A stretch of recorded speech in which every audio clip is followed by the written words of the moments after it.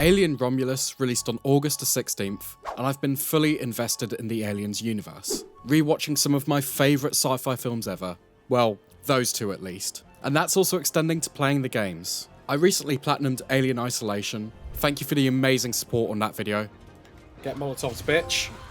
Oh, I've Molotov myself. And in this video, I'll be getting the Platinum Trophy for what the PSNProfiles guide ranks as the hardest Aliens game, Fireteam Elite. This game is a co-op third-person shooter that delivers non-stop action, with the fast-paced gameplay keeping you on edge as xenomorphs relentlessly hunt you down, creating a crazy intense experience. To platinum this game, the big thing we're going to have to do is 4 playthroughs, as the difficulty levels do not stack, starting on standard and ending up on insane. Supposedly, it's going to take us 100 hours, but with recent updates, I think it can be done in far less time.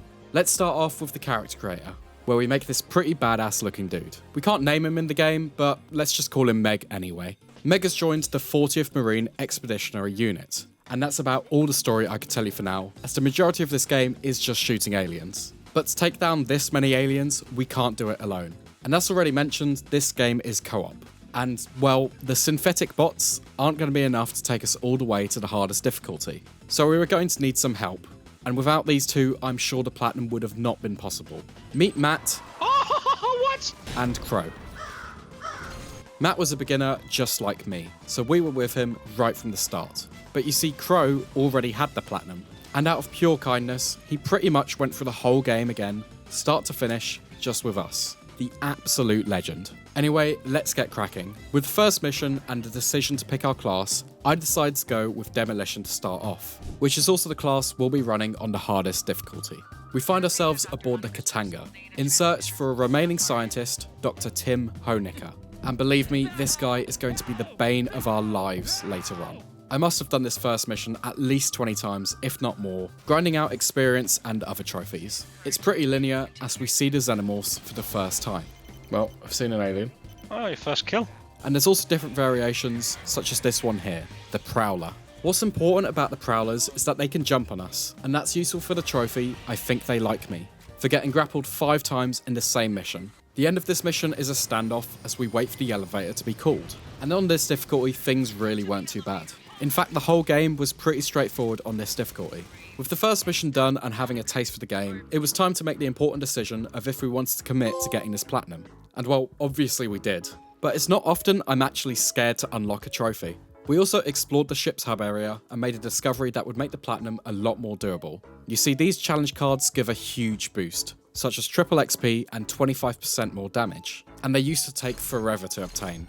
But now, they were free. And with this small little change, I genuinely think most people could probably get the platinum with a good group. Anyway, we played the second mission, continuing the search for Dr. Hoenikker. And we came up against an interesting named alien. Oh, Elite. Do you have some explosives? Yeah. Yeah, that did nothing. Monica? What? It's got a name.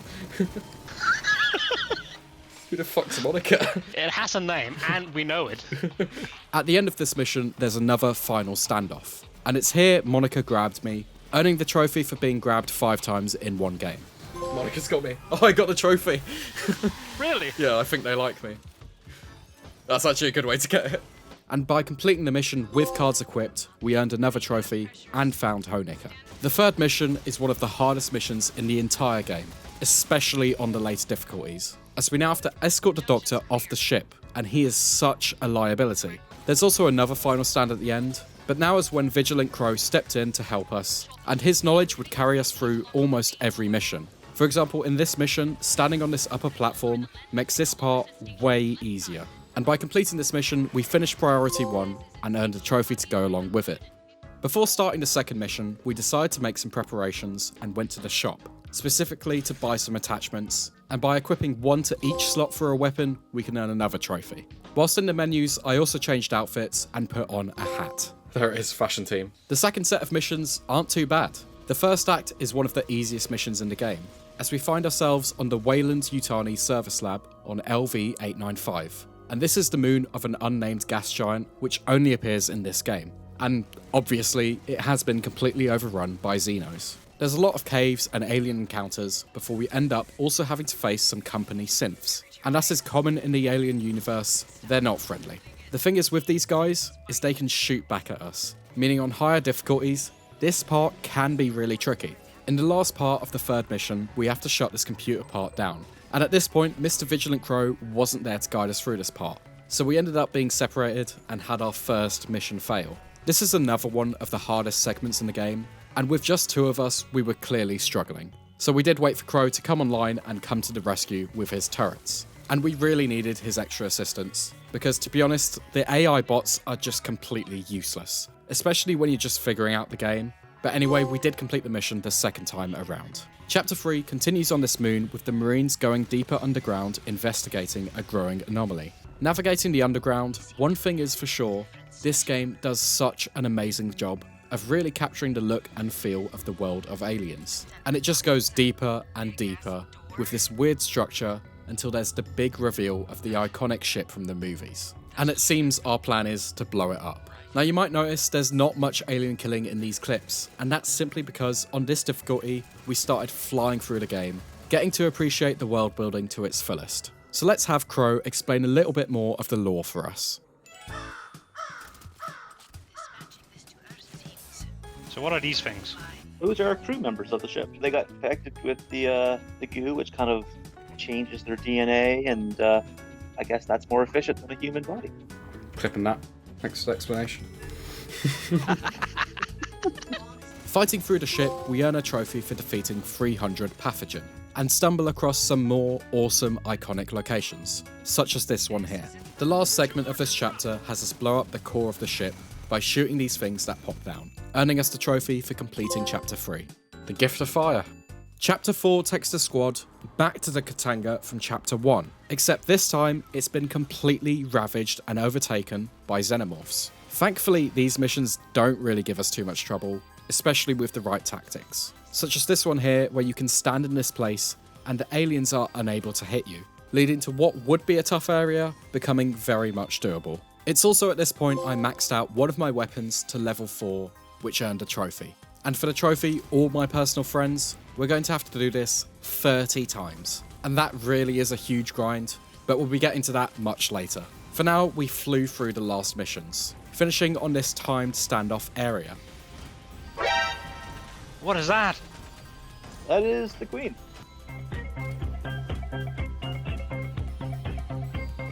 Before making one final sprint to an elevator, ending the campaign as a whole. The only way to be sure, yeah. An expeditionary service ribbon for beating the game on standard. Oh, and state-of-the-art firepower. Now that the campaign's finished, I just want to take a quick moment to give a mention to Ted's Collectibles. As a congratulation for getting the platinum in this game, he sent me these cards, including one for this game right here. They're such a cool thing to have on display, and if you want some for yourself, then you can click the link down below. Anyway, now that we had finished the story for the first time, it's time to bump up the difficulty to Intense. And if you can beat the story on standard, you'll have very few problems with intense difficulty. In fact, this is the difficulty we'll be playing later on solo to grind some final trophies out. I earned a trophy for completing a level on intense for the first time, and with the higher XP rewards, we reached level 7 with the demolition class, and equipped a perk in every slot for the trophy, fully rigged. I had also been playing with my favourite weapon in the game, and one of the iconic weapons from the film Aliens, and by getting 1000 kills with it, we earned the trophy, Burn 'em Out. Let me heal you. Oh, Burn 'em Out. I think that's 1000. Yeah, 1000 kills. Because we were now playing on Intense with a triple XP challenge card equipped, the Demolition class was maxed out, giving us 2 related trophies. Specialist. I'll level a kit to rank 8. And yeah, ready for anything. 25 attachments. And for the trophy kitted out, we'll have to do this for another 4 of the classes. Intense difficulty certainly wasn't stress-free, especially because I had now changed to a new class, which I wasn't particularly fond of. And unfortunately, on the trickier mission once again, we got completely overwhelmed and separated, leading to us all going down and losing 27 minutes of progress. Oh, that's gutting. Yeah. Our next attempt was much more successful, as we placed down these cryogrids, which slow down enemies in place. And this is something we'll continue to use on harder difficulties. Thank God for that. I can't do that again. Dear God. It's just intense. Oh, at least we've got XP. Oh, on the easy mode. Yeah. It's the class. Bro, look at that, 112 kills with this fucking dog shit. Yeah. You're used to 300, 400. Like, what is this gun? Fucking useless. As we played through the campaign, one thing was clear. I hated being jumped on by xenomorphs, and I really hated this class. Oh, fuck this fucking man. Seriously. Just keeps coming for me. Powering through on this difficulty, the same as standard, I earned a miscellaneous trophy for committing no friendly fire. And it wasn't long before the campaign was once again finished. Cool, yeah, we're here. I'm not. I died. You get the trophy, right? I got the trophy. Okay. That's all that matters. Now is where the real difficulty comes in. Extreme difficulty. This is a serious jump up for the game. Every enemy takes way more hits, and the elites pack some serious firepower. If you get hit, you can lose about a third of your health at a time, so staying clear is imperative. The first level is one of the easier ones in the game, so we complete it without too much trouble. Boom.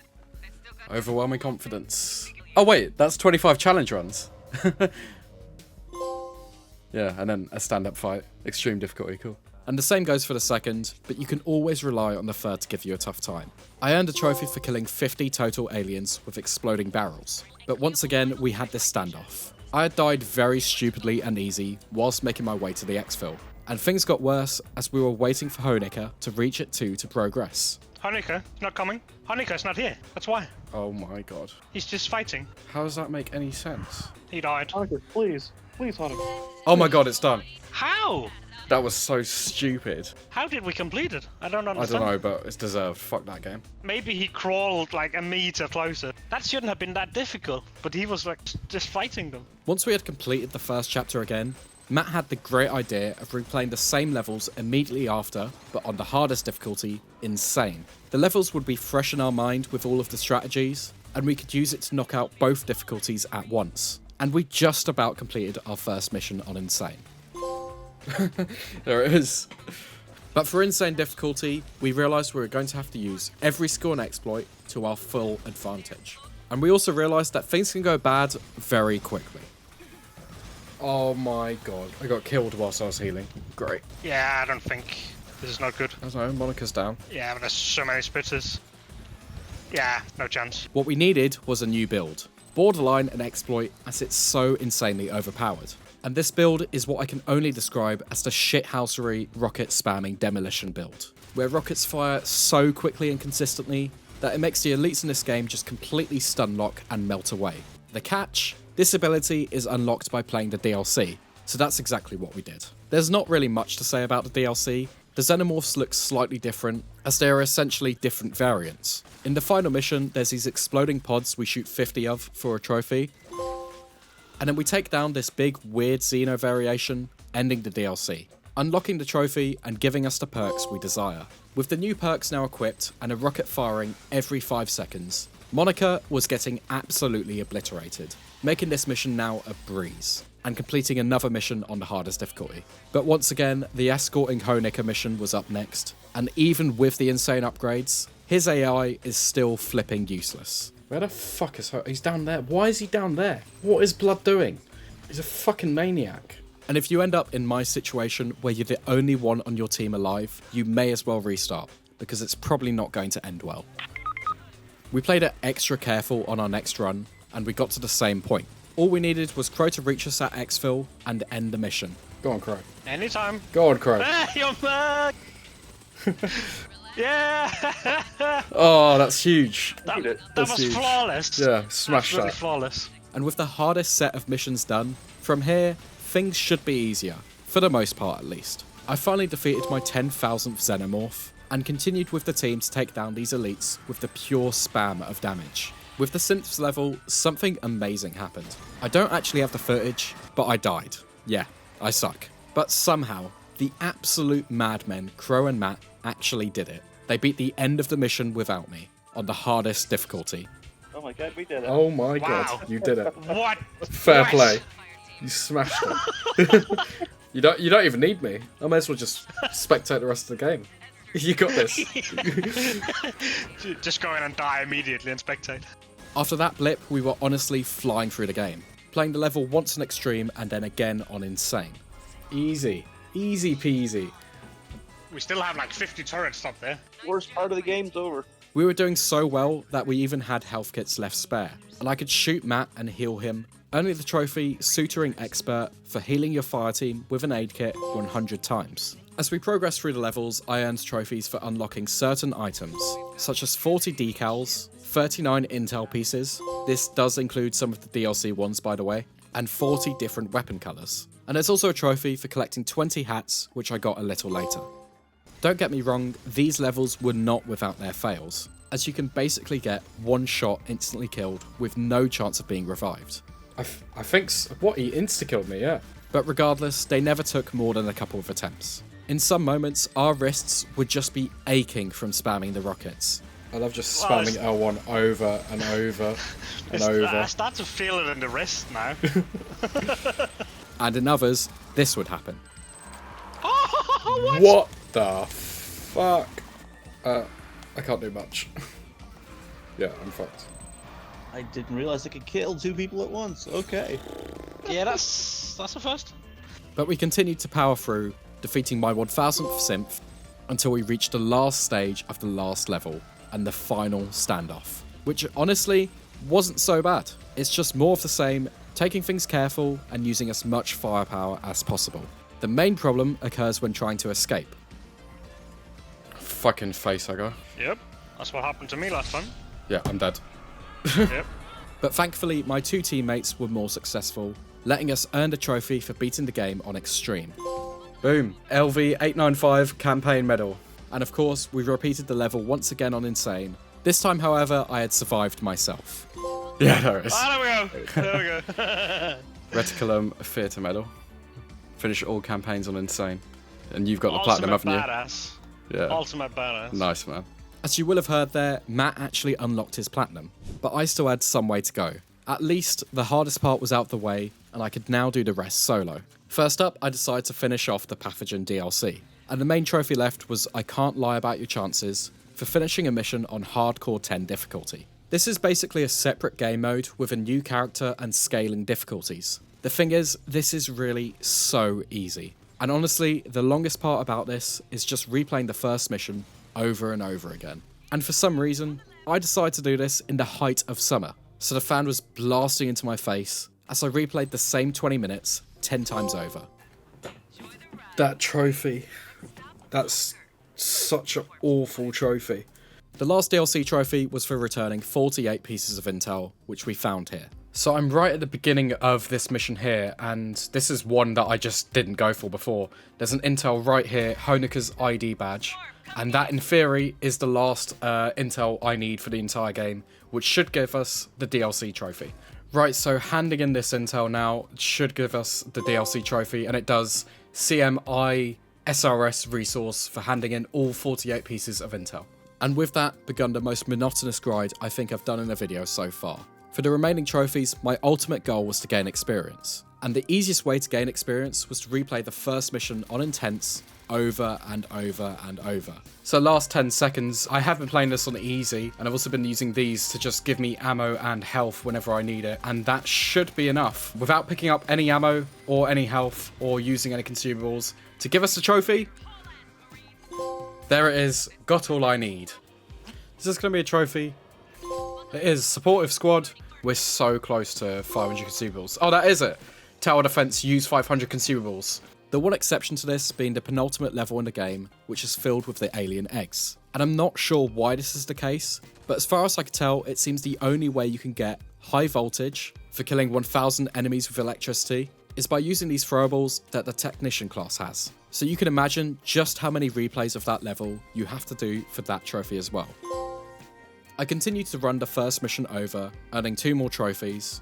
Oh, that's it. Okay, so this should be the last cache, which will give us a trophy. Kenai, open 50 caches. I kept missing a lot of them whilst playing, but that's a nice one to get now. There it is, kitted out. 5 kits to rank 8 on a single character. The trophy, Those Things Were Huge, requires you to eliminate 2000 enemies. Problem is, at this stage, I'd only done about 1200, about 40 hours in, meaning I still had a serious grind ahead of me to hit 2000. The quickest way I could find to boost this was by running Operations, as this seemed to have more elite spawn than a base map. Don't get me wrong, this still took hours of grinding the same missions over and over again, But finally, this happened. Is this enough? Oh my god, we've got it. Those things were huge. 2,000 elite enemies. It's such a grind. It's such a long grind, man. Oh, I'm so glad that's over. With that done, I only needed to run the first level a few more times to level my 30th weapon to max level. This has got to be it. 3, 2, 1. Oh my god, I've done it! All my personal friends, level 30 weapons to 4 stars on a single character, and ultimate badass. What a trophy name. Oh man, I'm so glad to get that done. The hardest Aliens Platinum, supposedly. If you enjoyed the video, don't forget to leave it a like, comment, and subscribe. And click on screen for another video by me.